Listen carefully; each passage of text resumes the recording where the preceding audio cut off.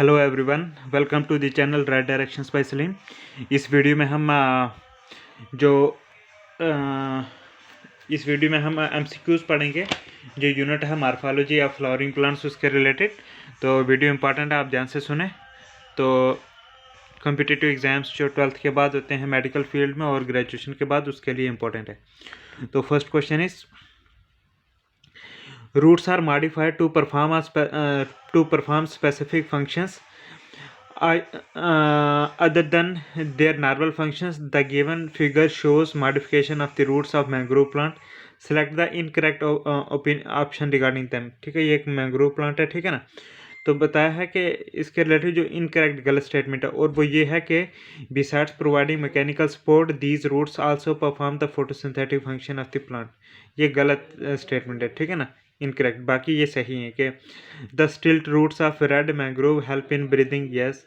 Then the root system is highly entangled, huge and extensive under the water. Then a large number of animals such as small fishes, crustaceans, seashores, etc.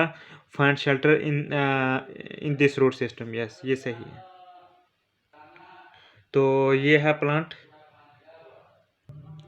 हम थोड़ा details में देखते हैं कि red mangroves which can survive in the most inundated areas prop themselves above the water level with the help of stilt roots and can then absorb oxygen means air through the lenticels present in stilt roots। ठीक है, lenticels होते हैं। The given figure represent the stilt roots of rhizophora, जो अभी हमने बताई, ठीक है। राइजोफोरा मैंगल थी वो, ठीक। कॉमनली कॉल्ड रेड मैंग्रोव्स, ठीक है।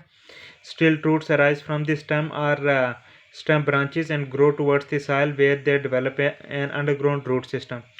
If the stilt roots hit the water instead of soil, they grow underwater and develop a huge and extensive underwater root system where countless animals, especially small fishes, seashores, find shelter. Next question is read the following statements. ये कुछ statement दी गई हैं। फिर question में पूछा कि select the correct fill-ups of the following for the above statements. ठीक है, ये कुछ स्टेटमेंट दी गई हैं, उनमें हर एक स्टेटमेंट एक डैश दी गई है, ठीक है ना। तो उसको फिल करना है। तो ये करेक्ट आंसर हैं ये इसके, ठीक है ना। पहली में इन्वायरमेंटल हेट्रोफाइली, दूसरे में सोलानिन, तीसरे में आ गया ये प्रूनस, और फोर्थ में आ गया प्रेजेंस। तो हम इनको ऐड करके पढ़ेंगे, ठीक है ना। तो पहले स्टेटमेंट है कि in Limnophila heterophylla the lamina of the submerged leaves is very much dissected while the lamina of aerial leaves is entire. This variation in the form of lamina is referred to as, answer है environmental heterophyly, ठीक है, environmental heterophyly, ठीक है। Second statement, potato tubers when exposed to light turn green due to increased production of glycoalkaloid named as solanine, ठीक है, this one solanine. Third is in Prunus, third dash में Prunus आएगा, ठीक है ना। In Prunus ovaries arises from the bottom of the cup shaped thalamus and androperianth arises from the rim of the cup shaped thalamus, ये ठीक है। Next fourth statement है जिसमें ये प्रेजेंस आएगा, ठीक है ना, कि underground stems can be differentiated from the roots by presence of axillary buds on the nodes, ठीक है ना।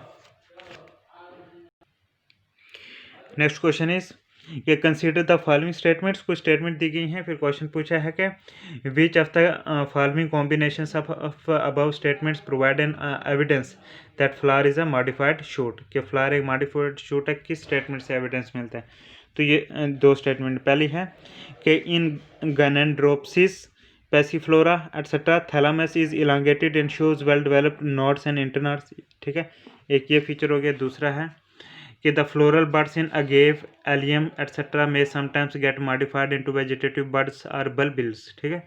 इन दोनों से पता चलता है कि flower is a modified shoot. ये आप डिटेल में देख सकते हो कि flower is a modified shoot which is divided into nodes and internodes like an ordinary vegetative shoot. However since the flowering shoot is highly compressed, the distinction between nodes and internodes is lost. In Ganandropsis, Ganandra, Passiflora, etc., the thalamus is elongated and shows well-developed nodes and internodes between the floral organs, ठीक है। The floral birds in agave allium, ठीक है, are modified into vegetative buds or bulbs. This shows a reversion to original structures, that is vegetative bud from which these have developed. Next question is के in the given figure of maize grain, ये certain regions are labeled as A B C D, ठीक है, match दम with the codes, ये जो codes दिए गए 1 2 3 given below and select the correct option, ठीक है ना।